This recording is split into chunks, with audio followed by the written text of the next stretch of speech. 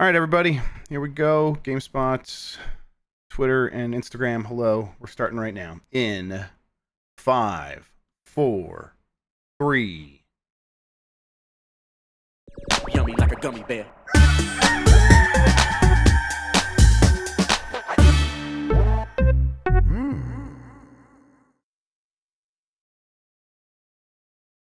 It's the internet. You're busy. Let's do this for December 5th, 2024. For the next hour or so, let me help you sort through the world of gaming on Game Mess Mornings Live with me, Jeff Grubb.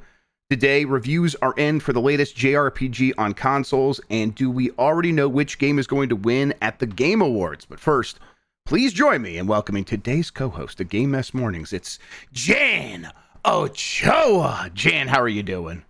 I am still doing incredibly okay. Yeah, and listen, I think if we aim for okay, it's like you want to have that room above you for the good days, right? When the good days come, it's like, Totally. That I'll welcome it all in. What I'm doing is this won't make sense. This doesn't make sense, but I'm min-maxing my feelings and my overall well-being that I'm intending on being at the happiest and healthiest when I see all of y'all next. Mm-hmm.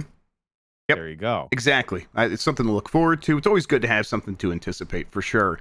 Yeah. I'm definitely at a moment where there's so much in the head that I'm juggling that I don't have time to like consider the self or anything like that. You know what I mean, Jan? You there too? I'm there.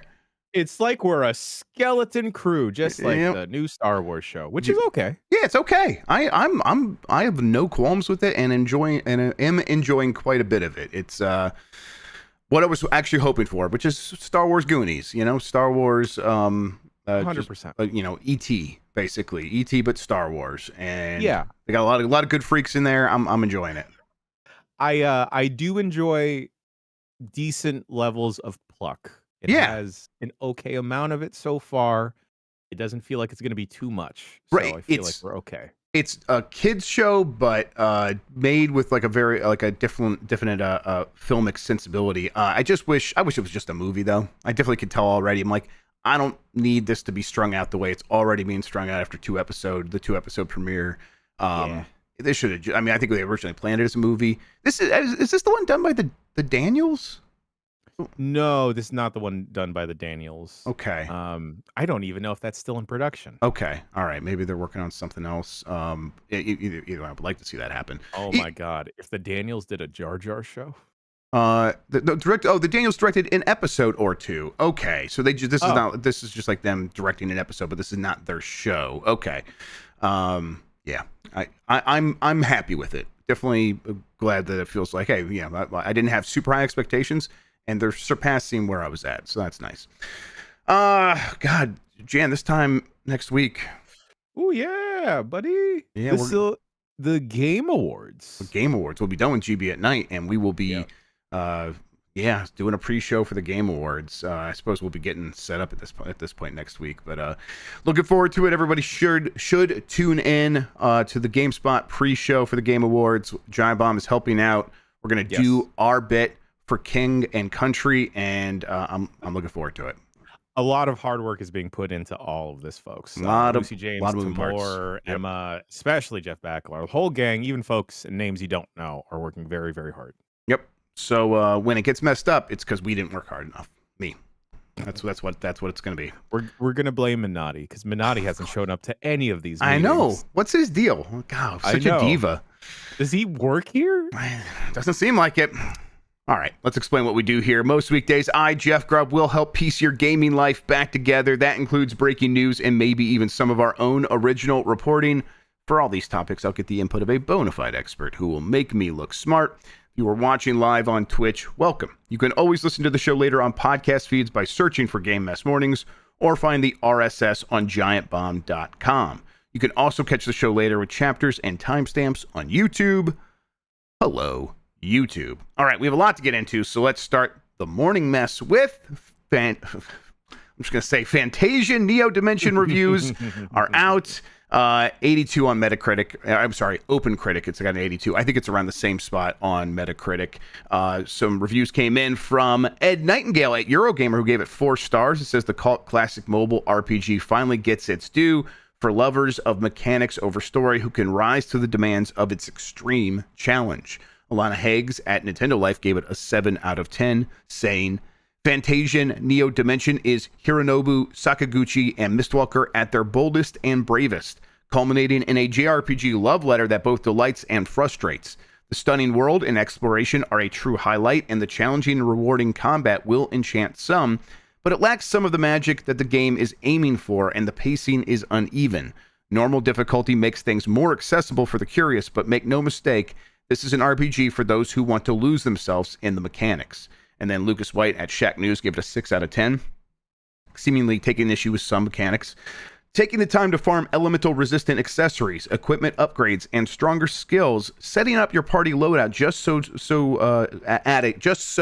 at a save point, then watching your team get ragdolled anyway, all while you're several levels above what the game says you need, completely overshadows the effort put into the careful puzzle-like design of each boss. Which is a shame, because if those fights weren't so egregiously overtuned in such an unproductive way, the stuff actually holding up Fantasian systems would have really shined. The criticism from before clearly had an impact, but even with the adjustments, there's still moments where this game isn't fun at all to engage with on its given terms.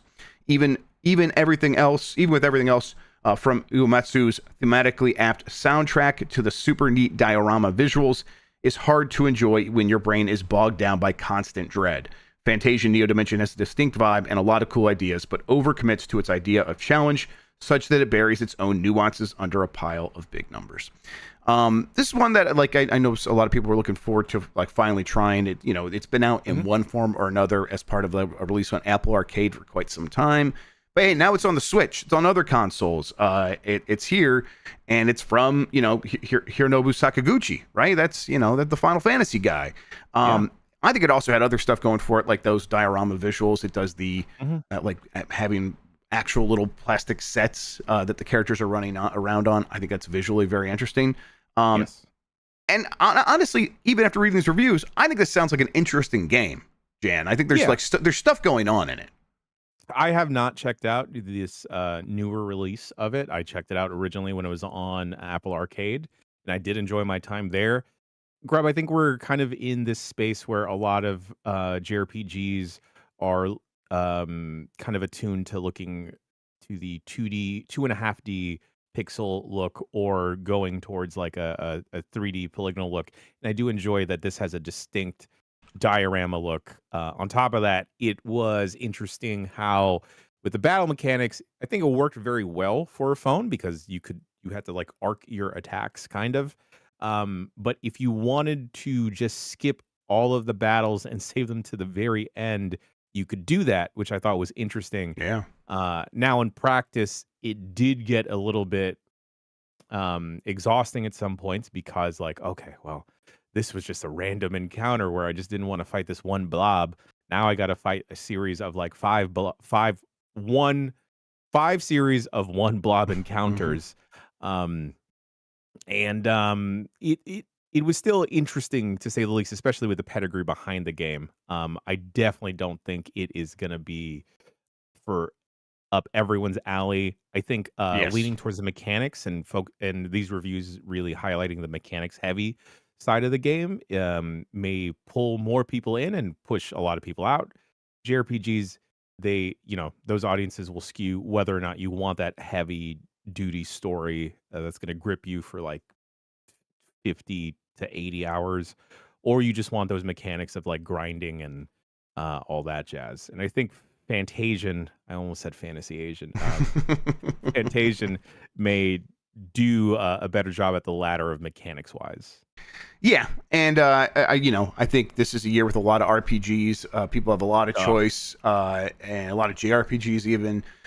Dragon Quest III HD 2D just came out, so I think there's two sides to that. Of people have games to play in this genre if they want something, things that might even be more refined in some ways, and Dragon Quest 3 still has some of its, I won't call them rough edges, but original edges that came when the game was an NES Famicom game.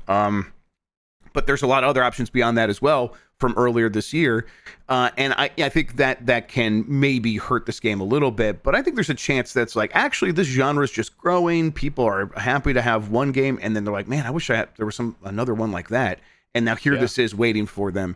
So I think there's a chance that this game sort of rides that wave a little bit. And I always root for Sakaguchi as someone who's not like a huge RPG fan. Yeah. I always wanted Mistwalker to like really find their footing. And I think again, at the very least, it always feels like they're doing something interesting and at least a little bit different. And I think that's true here as well. Yeah, I'm waiting for the wave of indie JRPG inspired games to flood the market, where people are kind of like have been influenced by the Persona series and really just want to fine tune elements of that to like their own game or whatever. I feel like there have been a couple indie JRPGs or JRPG focused games that kind of ape the Etrian Odyssey look. And I'm not the biggest fan of that, where you're doing like the first person stuff and you just have the monsters in front of you. I kind of like just seeing the animations play out over and over again. Sure. But with this very strong year of RPGs across the board, Grubb, and even last year with Baldur's Gate 3, I am interested to see the wave of inspiration and the other games that are going to come out due to the success of all this. Absolutely. Yes. I think that it shows that there's ways to do these games in other ways, and that you don't have to be a specific brand name. You can come in and try something new. And yeah, I guess at a certain point, Mistwalker and Sakaguchi, they're the brand name. But yeah, I still think something like this is going to show, hey, there's a lot of space to try new stuff in this genre. And honestly, I hope this filters back up to like Square Enix and inspires them as well. Yeah. Man, look at this guy painting one of the dioramas. So cool. Isn't it so cool? I love this. I love this stuff. This is the kind of thing where, for audio listeners, we're looking at one of the modelers actually building the diorama set. Again, it's like a little actual physical thing that they filmed as the background, and then they put sprites over on top of it. And I just love that idea. That alone makes me want to play it. And then watching this, artisan actually do the work and hunch over it with a tiny little paintbrush makes me want to play it that much more, because I just love this kind of thing. So very, very cool. Oh, did you know, Grubb, that Path of the Goddess was also real dioramas? I didn't know that. Really? Oh, dang. Oh, that's interesting. Gosh, that's another game I got to circle back to. Yeah, I liked it quite a bit. I wish I would have spent more time with it, but I am running out of time for games this year. It's already out of hand. It's out of the box, and I'm behind. So I'm just going to keep playing what I'm playing. All right, let's move along here. Former PlayStation boss questions whether proprietary consoles make sense anymore. This is from Blair Marnell at GameSpot. Although he stepped down from his position as chairman of Sony Interactive Entertainment in 2019, Sean Layden hasn't been shy about sharing his views about the future of the gaming industry. And the former PlayStation boss believes that the ongoing conflict of rival consoles between Sony and Microsoft should come to a close. During an interview with Eurogamer, Layden likens the PlayStation and Xbox competition to the format wars between VHS and Sony's Betamax decades earlier, which was won by the former before both formats became obsolete. With Xbox versus PlayStation, the Ali versus Frazier fight, this is now him in a quote, frankly, we have to start interrogating what the purpose is of a proprietary console and whether that can continue to be true. When you have, I just lost my place. I jumped down a bunch of spots there. Basically, he just goes on to say, like, when you have competing formats, competing platforms, competing technologies, there comes a time when we all declare the war is over, but the real competition will be on its content, and content should be the competition for publishers, not which hardware you get behind. I should be the competition for publishers, I think we're at a point where the consoles become irrelevant in the next. If not the next generation, then the next generation after that, definitely. I mean, I think this is like putting words to a feeling that is already out there. Definitely, whenever we hear executives at these companies talk, it feels like this is what they're saying. I think we look at the moves that companies make, like, PlayStation and certainly Microsoft, where it's like we are acquiring massive games that release on everything. Where they're putting their money tells us they are already moving past this competition. Yeah. And I think this is probably going to continue to manifest over the next several years, right? Yeah, we're even seeing the sentiment with people actively working at the companies, right, Grubb? Like Phil Spencer has said multiple times now that, not explicitly that they're de-emphasizing the Xbox itself, but it is not their primary focus anymore. Right. Um, and I think that's where the I don't want to say the fight or the war is going to go into, but I think at this point, a lot of folks have already settled on what their preferred box is. And at this point, the bigger fight will be on who is publishing these games and where these games are coming out to. PC gaming is becoming more accessible. And we we just see like how the PlayStation, the PS5 Pro is just continuing to sell. And it seems even more likely, Grubb, that we will see a future in the near future of Xbox Game Pass coming out on other consoles, which seems absolutely wild. Yeah, I think part of that is that's clearly what Microsoft wants, but it also just feels like that's where things are moving to a point where the old barriers that were in the way from these content holders or from these platform holders and the first party companies, those things, they're not like completely eroded, but they do feel like they're eroding. They feel like they are like the sort of dogmatic stance of we must protect our walled garden has definitely been like, there's people there that still feel that way, sure, but not everyone feels that way anymore, and there are differing opinions inside of even Sony PlayStation. Maybe they're not inside of Nintendo, but I don't think that he's talking about Nintendo here. He's definitely talking about Sony and Microsoft, and we already know at Microsoft they fully feel that way. So on inside the platform holders, they're beginning to just like sort of be less sort of very serious about protecting the walled garden, and then at the same time, when they have to answer to investors and investors say, where's the growth coming from, they're forced into a situation where they have to like say, oh, well, yeah, we recognize the console space hasn't grown for us, but don't worry, we're going to do this and this. And they sort of just find themselves saying out of their mouths, we're going to have our games everywhere. So it's just sort of coming to a natural conclusion at a certain point. I think that for people listening to the show, it's what we're used to, right? Yeah. What would you say anything to fans that might be feeling a little anxious about this change and whether this could hurt games in the long run, or do you think it's going to help games? I honestly think it would help games where now it's going to help certain games, Grubb, because it's definitely going to help games like games as a service, multiplayer games where now that audience is even bigger.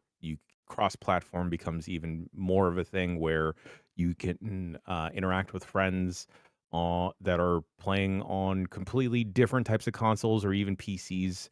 And that'll be a thing. I think this will not hurt, but this will definitely put a damper on single player games, perhaps, where maybe say you bought into the Xbox ecosystem and maybe Sony isn't as ready to play ball to move games like God of War, Uncharted, The Last of Us onto an Xbox, but they're still completely fine putting it onto PC because that isn't the direct competitor in terms of a console. And also like that launch is delayed a couple months. It normally isn't day and date with the PS5 Pro release.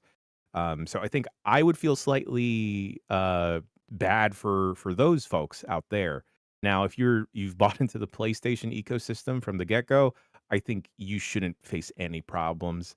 And it's also funny, Grubb, that you mentioned Nintendo because I feel like Nintendo is a complete outlier in all of these conversations. Yes, it's a completely different thing. I mean, you become a different thing when you have Pokemon and Mario and Animal Crossing that you can rely on, and Mario Kart on every single one of these consoles. And at a certain point, it becomes just, I think toy might sound like a pejorative, but it's like, no, it's in its own space over here, and it's own experience. And yeah, you don't even think about it, even as much as it clearly is a competitor to these companies. And it does take away some market space for them. They just are doing very, very different things. So yeah, when it comes back to Sony and Microsoft, though, I think that they are just realizing, over the last several years, looking at the trajectory of console pricing and thinking, man, we are getting away with now having a $700 PS5 Pro. It is officially out at that price. And there was a time when we tried to release, the $600 PS3, and that was a real problem. We had to really rethink everything. Okay, so now that price is above that, and people are mostly accepting it. There was definitely some pushback. People do think it's too expensive, but there's a huge chunk of the audience that is showing up for it, and it's selling however well it's selling. That's fine to a certain extent, but is that going to just keep happening? Is the price just going to keep going up? Because it's not. These things are going to get more expensive to make as processors get more complicated. As much as they come down in price, like to make sure that they get enough return on investment for the visual fidelity to make it feel like a real leap. They always have to be on the cutting edge, and there's more and more competition to get in line for those fabs that make these chips. They're going to have to start selling consoles at some point in the future for $1,000. Is the Pro going to be $1,100-$1,200? At a certain point, that number gets just so big on its face that it is the biggest reason why you can't grow the console space, because people who aren't already bought in will not accept a price that high for yet another consumer electronics device when they're already spending that much on a smartphone, and then the next thing on the list probably is a PC before it's going to be something like that, because they can use that as a utility. So sure. I just think these companies are recognizing we need to not tie our fate to the console, even when we are in a strong position like PlayStation, right? I think I think as soon as these companies untangle themselves from the console problem that Layden has kind of highlighted here, I fear, Grubb, that we may be headed towards a future where the PS5 Pro or the mid-cycle relaunch of a console is no longer 4 years down the road, but now is an annual release, right? Yeah. Much like the new iPhone, the new iPad, the 2025 MacBook, right? Where there are incremental changes that may not be useful for everyone, but for those people that are kind of on the cult of personality in terms of they want to be on the latest and greatest technology, Sony or Microsoft knows that they can get those people on the line, and it becomes the newest boutique electronic item, right? Yep. And there is that audience that is looking for that does buy the newest iPhone every single year, that will upgrade their iPad every single year. And maybe PlayStation, Xbox has been looking at that, definitely has been looking at that, and wants a piece of that pie. Yep, I think so. And it's, a lot of people are interested in video games. It's just, the next generation has found ways to get outside of the console ecosystem. And while they recognize that as an option, and many of them enjoy coming into that space, if the consoles disappeared, they would keep playing games in a number of different ways, including their smartphones and tablets and PC. And, I think it would be a much bigger shock to someone like me. But that's the future. If the growth comes from the people who are going to have more money as their careers get started, and they have a different idea of what video games can look like. Sure. So you kind of have to begin shifting now to get out ahead of that. That seems like what Microsoft's been doing for years now. Whether how successful it is still yet to be determined. I think there's definitely been some missteps there, but that's what they're trying to do. And now Sony's like, oh yeah, God, we got to be doing the same. And I think that inevitably leads to a situation where the consoles don't go away, but they're de-emphasized, and that's what it feels like is happening right now. Last thing on this. We've talked about the end of consoles many times before in history. Mm-hmm. I think the last time it was kind of really being talked about was 2011, 2012, leading into the launch of the Xbox One and the PS4. And then both those things did very well, especially the PS4, but the Xbox One also did really well. And that proved us wrong. And it's oh man, yeah, we were mobile gaming grew, but it became another option. So listen, there's always a chance a couple years from now we look back and it's like, oh, okay, so yeah, sure. All the evidence at the time said that these things were going to be de-emphasized. But look at this. They figured out consoles. I suppose that could happen. It's just hard to see that path right now. That's all. Yeah, just where I see like lifestyles are headed, Grubb, where adding another device to someone's life may be a little bit difficult to negotiate. Yep. Yeah. Who knows? Maybe we're going to see Uncharted turn into like a temple run. Listen, without a doubt. That's what we really need. A Subway Surfers Uncharted. Put that half-tuck shirt in that game right now. Oh, please. Subway Surfers Kratos. Come on. All right. We're going to take a quick break. When we come right back, we're going to talk about that Kingmakers game, the one with the guy at the truck and the medieval times and a gun. It's coming out soon. We'll talk about that right after this.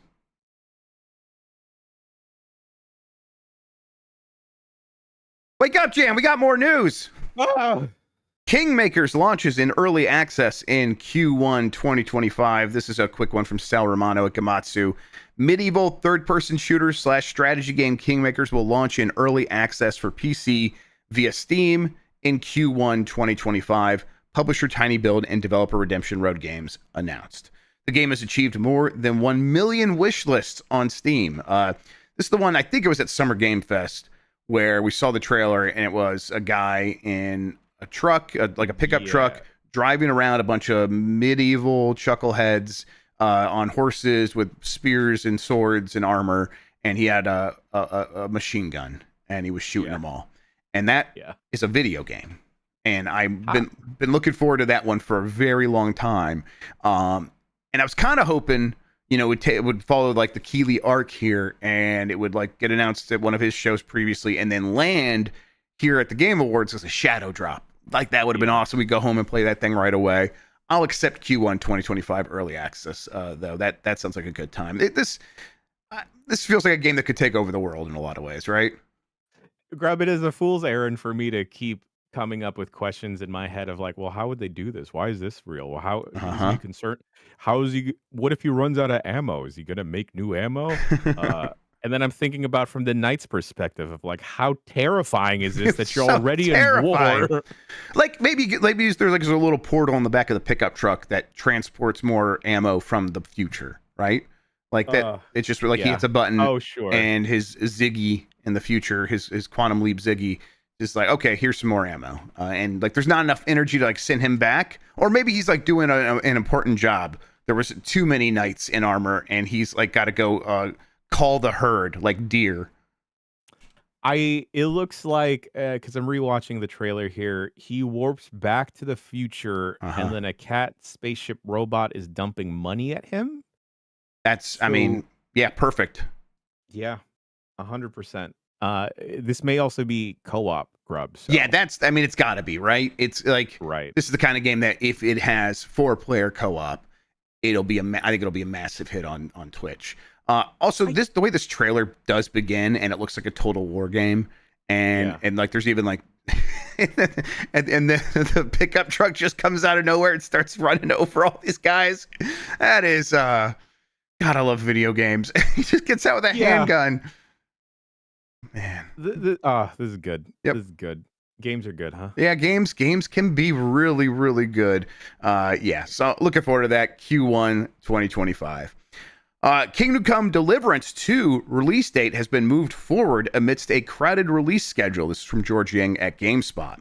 Warhorse Studios has announced that Kingdom Come Deliverance 2's release date has been moved forward to February 4th, 2025. Additionally, a new story trailer will drop today, December 5th, as well as the PC and console version details. In a new update video, public relations manager Toby Stolz-Zweiling revealed the new release date and that the new story trailer will premiere on it's the PC gaming shows today. That's right, they're doing their thing. They try to do that around the Game Awards.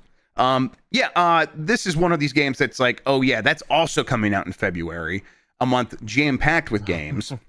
We'll talk about like what's all coming in February here in a second.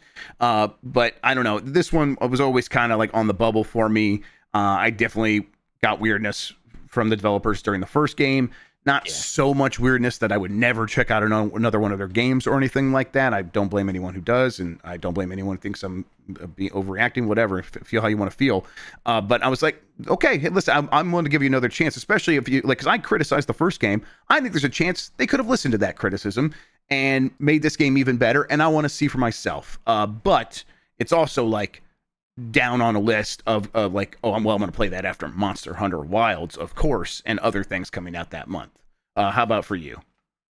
Same exact boat, Grubb. It felt like there was a lot of weird funk around the original game, and the people that got very, very weird about it kind of rode way too hard for the game. Mhm. And it did feel like the developers were like, "Whoa, whoa, whoa, whoa, whoa! Y'all need to calm down over there." But the people that weren't very weird about the game did actually enjoy it, and I would hope that the developers took into consideration the people that were being very weird on the internet and the people that had legitimate um qualms with the game. But oh boy, Grub, I just see the games that are highlighted here for February release, and I would do any and everything to get out of the way of all of those. Yes. So, Warhorse Studios presumably moved the release date forward in order to avoid February 2025's other big releases. These include Assassin's Creed Shadows on February 14th, Avowed on February 18th, and Monster Hunter Wilds on February 28th. And that, honestly, that's just like the three big ones. There's others that are like on Kingdom Come Deliverance 2's level, I think, already as well. So, yeah, it's a month where people are going to be playing a lot of games, be very busy, and yeah, I think this one has a chance to do, like, it's right in that genre of perennial PC hit on Steam, right? Where, hey, this is sort of like a Skyrim, and it's got a modding scene, and I like just getting lost in these adventures. And then I'll keep playing it because I'll mod it and do all kinds of crazy stuff to it. That kind of game can do well at any point, but moving it up a little bit, getting out of the way of some of these games, it's going to help, right? Do you think it's going to do enough?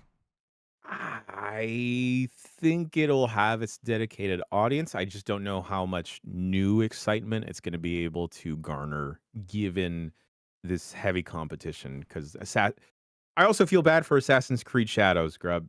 Because I just think about Ubisoft and like the current situation. We chatted about it yesterday, but Monster Hunter Wilds is going to be a juggernaut. I mean, that and like that window, and like the sort of sentiment, earned or not, fair or not, around Assassin's Creed Shadows, and then the exact opposite sentiment for something like Yakuza, a Yakuza pirate in Hawaii or whatever it's called. Yeah, like that's like people adore that, and they want to. And it's got a growing audience of people who adore it, and it's like, okay, well, I think a lot of the positive sentiment could be around that versus something like Assassin's Creed Shadows. Civilization 7 also coming out in February. We got a story about that here in a little bit. It's just going to be a very, very busy month. I don't think that means this game has no chance. It definitely does. And I think moving up is a good idea. Get out ahead of all these before everyone else is playing something else. If it's in a position to be able to be moved forward, then by all means do it so you can get out of the way, or try and build some hype before any of these games obliterate people's lives. Unless, like, the thing I fear about when a game does get moved forward is it necessarily ready to be released? Has it passed whatever certs that it needs to be done, or is it going to launch in such a state that it hampers public perception of the game? It also always makes me wonder, like, how'd the first date get chosen in the first place? I honestly, I wish we had more insight into all of the various ways that these companies do make decisions about when something will come out or not. And it's okay. So then, what were the pressures that made you change it? Was it just these games coming out? I'm sure it was. But it's like, okay, so what? Do you lose anything? Like, are you missing out on the optimal window? Do you feel better about the middle of the month because that's when more people have money or something like that? I don't know, but hey, the game's got to get done to come out, and now they got to get done a week earlier. It's not impossible. Obviously, they feel like they're not the only game that did this. I think was it Assassin's Creed Shadows? Something else did move from later in the month to earlier in the month. So other games are already doing this because they're worried about February, even bigger games than this. I think that was Like a Dragon. Yeah, Like a Dragon. That sounds right. It was Like a Dragon. Thank you. All right, let's get to the next story here. Evercade manufacturer announces partnership with SNK. This is from Chris Scullion at VGC. Evercade manufacturer Blaze Entertainment has announced a new partnership with the SNK Corporation. The deal will see Blaze releasing officially licensed products from the history of the Neo Geo video gaming system in 2025 and 2026. Although Blaze's announcement doesn't directly specify that this means Neo Geo games will arrive on Evercade products, it did release a short teaser video showing the Neo Geo startup sequence with an Evercade logo included. The Evercade line of products consists of handhelds, consoles, and arcade cabinets, which specialize in playing retro games.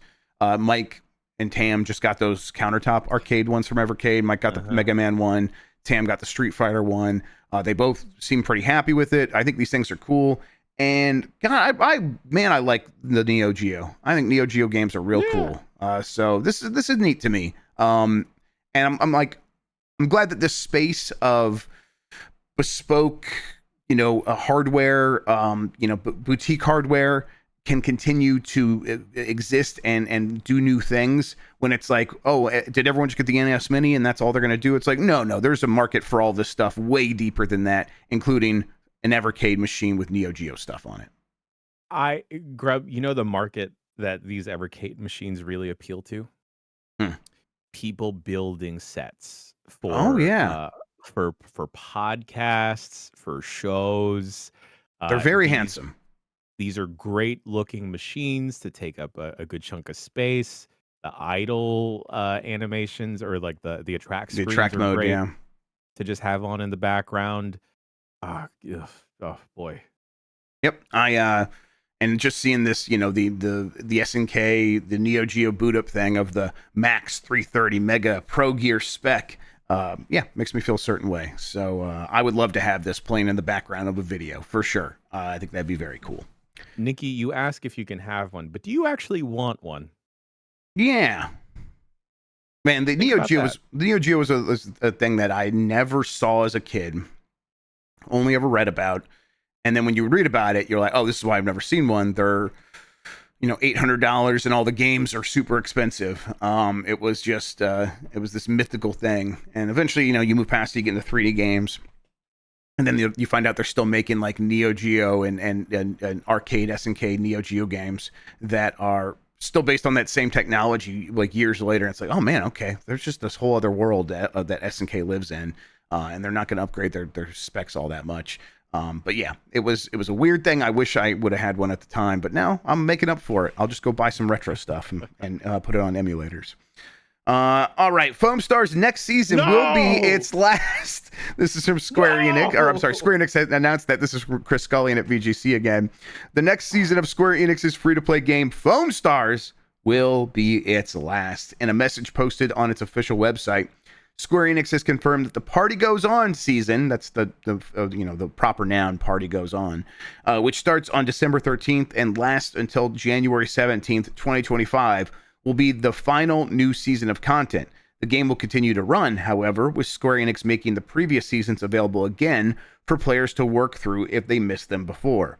In this concluding update, expansions will be introduced to enhance gameplay, such as the ability to customize shots of each character and new enhancement elements such as prism gems, all aimed at ensuring players can continue to enjoy the game for the foreseeable future. So, not going offline, but kind of maybe doing the Animal Crossing thing where it's like, we're just going to run through these seasons going forward in rotation over and over to kind of keep things feeling fresh for people who kind of just show up. I have still never played Foamstars. Grubb. I know, it's all my fault. You. I know, I'm so sorry, Jan, to do this to you. It's okay. I only ever played this at Summer Game Fest. I enjoyed the time I had with it. I think it's interesting, Grubb, how this kind of never found its footing in one of building a popular audience, because Splatoon, freakishly popular, right? Yes, massively popular. It is locked down to the Switch. Foamstars, you're on PC, you're on the PlayStation, you have a greater reach, right?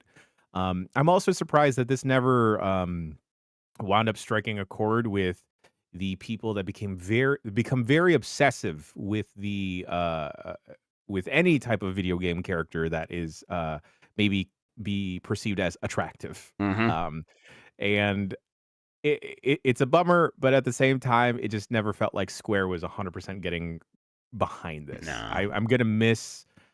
Well, I guess it's still gonna be around, so I can still go to Bath Vegas, but maybe we should get the gang together and foam up. I would foam up. I would definitely rock a foam party with y'all in Foamstars. Yeah, it's gonna keep operating. But maybe we could play during this final new season. The party goes on. Apparently, the party does not go on though. And apparently, it's gonna end. Yeah, I never had anything against Foamstars. It's just one of those ones where it's like, yeah, I don't have time for that. At the time it came out, maybe we'll circle back around if it blows up, and it didn't quite blow up. But it is definitely interesting that it has lasted for infinitely longer than Concord, right? It's like, man, it's hard to place these bets. You know, not this. Maybe not they had an equal or a similar amount of engagement. I bet this had more engagement than Concord. It must have. But you know, this is still one that they kept going, and it will have a history when we look back. Like, yeah, Foamstars came out. It was a multiplayer game. People played it online for a while, and then it went away. Sure. And again, it's not going away yet, so we'll see. Correction, it never came out on PC. Never came out on PC, really? Yeah. I guess maybe that's one of the reasons I didn't play it. Yeah. Also, apparently there are near skins in Foamstars. So There's near skins in everything. All right. There was near skins in my Cheerios this morning. They put that stuff in everything. It's crazy. Yoko Taro, get out of here. Yoko Taro, do your thing, man. You get paid. I have no problem with that. All right, we're moving on to this next story. Firaxis hadn't expected Civilization 6's success on Switch. This is from Alana Heggs at Nintendo Life. Civilization 7 is just a few months away from launch. We still have to pinch ourselves when saying that. And as you might expect, the success of Civilization 6 on Switch has influenced a few of the design decisions for that game. What you might not expect, however, is that Firaxis didn't expect just how successful the game would be on the hybrid console. Speaking to Christopher Dring over at GamesIndustry.biz, shout out to Dring, executive producer Dennis Shirk noticed that PC players, their core player base, were double dipping. We found that a lot of our PC players were getting the game on Switch because they could take their game with them. One of the chief concerns with the Switch version was the handheld aspect. We were like, are people going to play it for that long on a handheld? And the answer was yes. Yes, they will. Because of the port's success, Firaxis has implemented a save transfer system for Civ 7, meaning that players who pick the game up on Switch and another console can easily take their campaign anywhere with them. Firaxis is working with Behavior Interactive, who has worked on various Disney games over the years, as well as the interactive adventure Silent Hill Ascension, and most famously Dead by Daylight, to bring Civilization 7 to the Switch. And because of the simultaneous launch, the team has had to change its approach to development. For the first time, every single asset we've been creating a LODS level of detail by the shovelful because we need multiple levels of LODS for something like that to work on Switch. Yeah, my understanding is Civ 6 was a really huge hit on the Switch to the point where it's one of those games that Nintendo often always features on the eShop, especially if there's a sale for it. Because I think once that thing gets down to like $15, people just swarm to it on the Switch. And I did get it on the Switch and played, I think, one playthrough, and it worked really well. It's not a bad port. It turns out, I was part of it was like I think they learned a lot from Civilization Revolution that I played a ton of on Xbox 360 and then on the DS, and I love that. And it's like, oh yeah, this game can clearly just work on console, and it has, even on the Switch. And so that has led them to, hey, this game, Switch 7 coming out, or Civilization 7 is coming out, and it's going to launch on the Switch at the same time as PC, which is very strange to me still. It turns out, Grubb, a lot of people like playing games on the Switch specifically. It's funny that you highlighted people playing on PC will transfer their save to the Switch. Yes. In my head, maybe that's just because of the bubble we live in. Like, well, it's Steam Deck, dog. But I get, not everyone has a Steam Deck. Man, Dring is leaving GamesIndustry.biz. He announced that just a little bit ago, 10 minutes ago. A small piece of news. I'm leaving GamesIndustry.biz at the end of the month. It's been quite the 8-year journey. I love the industry. I love business media. And I will be back in 2025, although what that looks like is to be worked out. I guess James Batchelor is also leaving GamesIndustry.biz. Maybe they're going to start their own thing. I hope they do.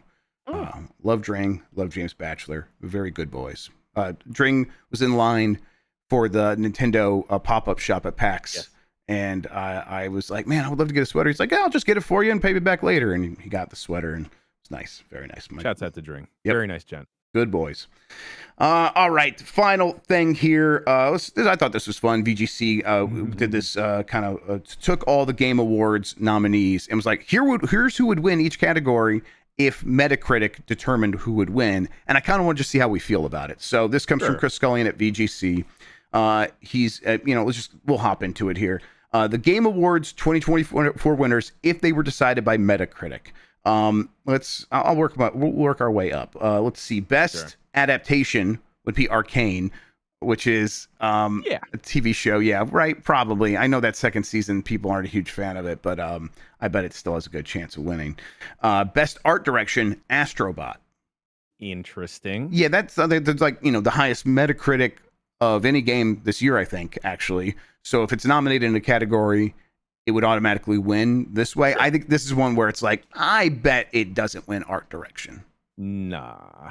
Right? That's probably Metaphor or something like that. I'd have to pull up the other nominees to confer, but yeah. Best narrative would be Metaphor ReFantazio. Okay.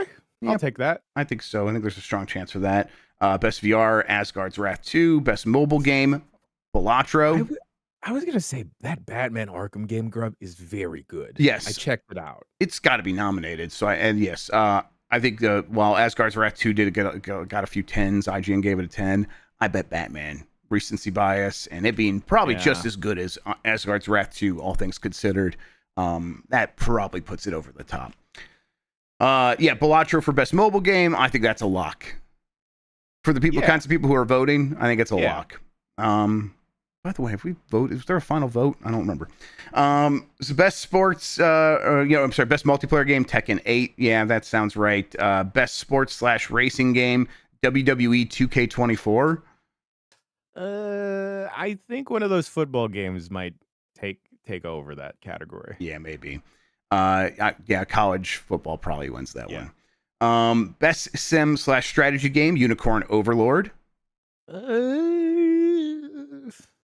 Again, I forget what else is in that category, but sure. Yeah, I think there's a possibility. Yes. Best family game, Astrobot. I think that's possible. Yeah, because I think the other the Nintendo. This is the Nintendo category, and I think the Nintendo games nominated are weak. Maybe like was Super Mario Party Jamboree nominated? Maybe that has a chance. But I bet Astrobot gets that. Best fighting game, Tekken 8. I mean, yeah, sure. Yep. Best RPG, Elden Ring, Shadow of the Erd Tree. No, you can't, Grubb. I have no qualms with DLC being nominated, but not in this category. Yeah, and I think it. I don't think it's going to win this category. No. In Elden Ring, definitely an RPG. You got a character sheet and all that stuff. But it's also an action adventure, as Avin Varese points out in chats. There's definitely some fudginess there. But I think there's so many other RPGs that actually will just when people say, "Hey, what's the best RPG?" Elden Ring's not coming up on that list this year. Very in the first couple of answers, in the first 3 or 4 answers. So it is like the last thing I'm thinking of in terms of RPGs for this year, especially. Man, Shadow of the Erd Tree, very good though. Best action / adventure game, Astrobot. I feel like you, Dan, and Minotti are completely fine with this projected outcome, Grubb. I feel good about that. Yes. Best action game, Call of Duty Black Ops 6. I think there's a chance it wins that. Yeah. It could. Yeah. It could. Yeah. Again, I think it seems to be doing very well with the kinds of people who vote in this sort of thing.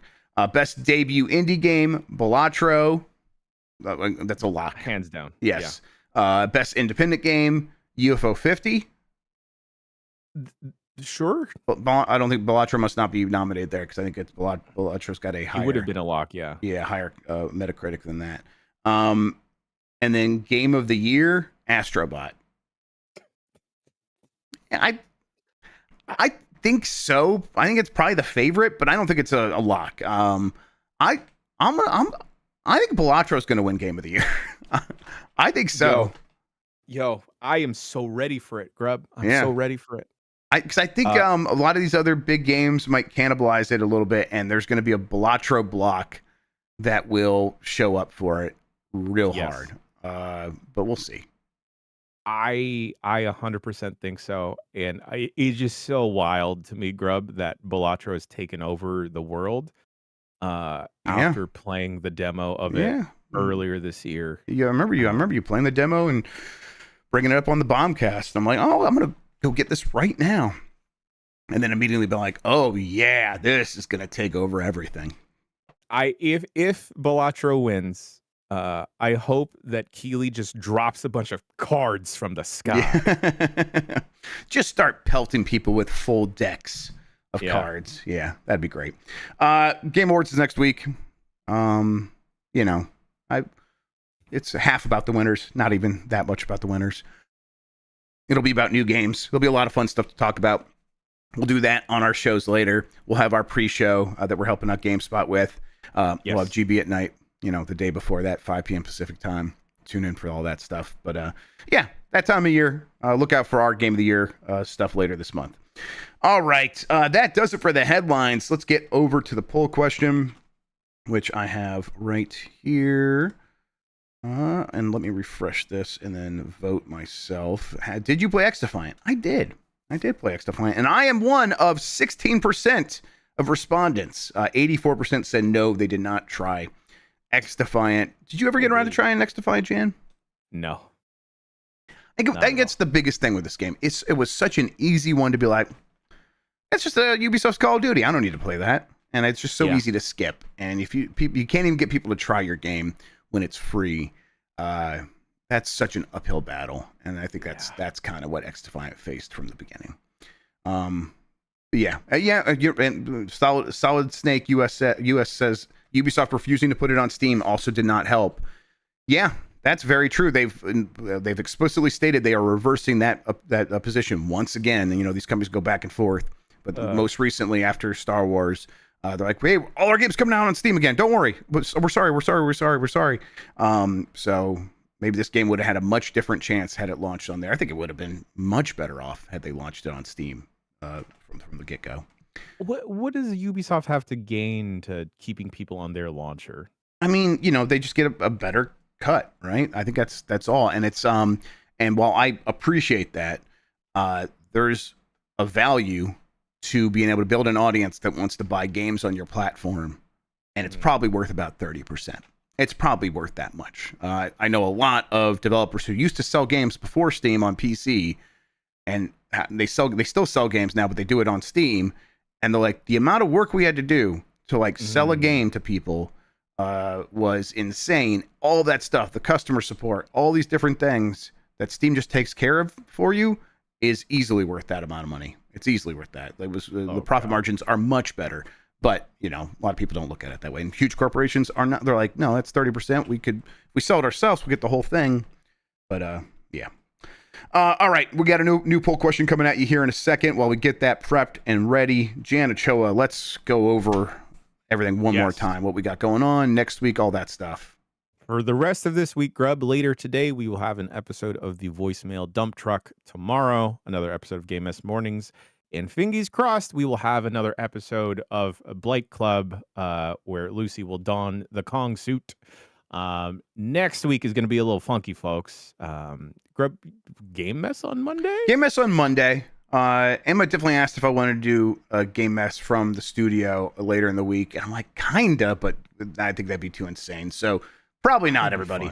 It would be fun. There's days where we easily could do it, especially Friday. There's a late start with other stuff that day, so maybe we'll commit to a Monday and a Friday, and in between that, who knows? But Friday we'll have to get some stuff set up anyhow, so maybe we'll just do that as a test run and do it live. I don't know. We'll see. Yeah. No promises. We're gonna try and pre-record a Bombcast, so you don't miss it on Tuesday. But then Wednesday, Grubb, Giant Bomb at night. 5 p.m. Pacific Standard Time. We have brought the couch down yet again. We have filled it up. A bunch of fun segments lined up for y'all. Shenanigans abound, Yep. I just hope y'all will remember me. Yep. I hope you will remember me too. I think that this year's gone sideways for video games in a lot of way, and I think when we go into GB at night, I think there's some things we can do to satiate the gods that have undone us in a lot of ways. So tune in, Yeah. and see. So we're gonna make it happen for y'all. Yeah, the industry is just like erupting all over the place, Grubb, and I feel like we just need to calm it down and just like and just gather together and do that. Gotta just something blood red and just sacrifice it and get these demons off our back. So tune in for GB at night, everybody. And then the following day, Grubb, we will be a part of the GameSpot pre-show, the countdown to the Game Awards. A lot of fun segments there as well, planned out. Sandwiches, maybe, perhaps. Yeah. Trivia, perhaps. Interviews, perhaps. And then a talk over. From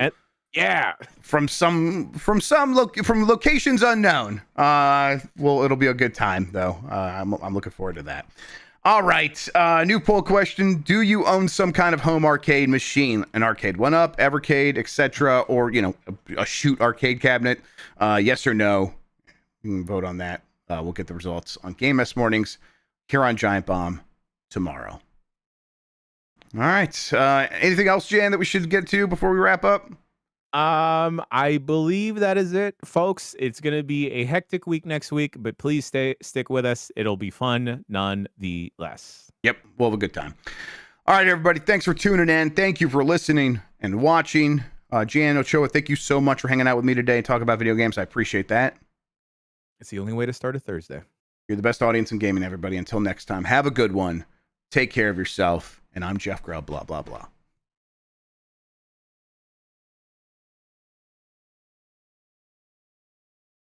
Oh, I got so many things I got to turn off now. All right.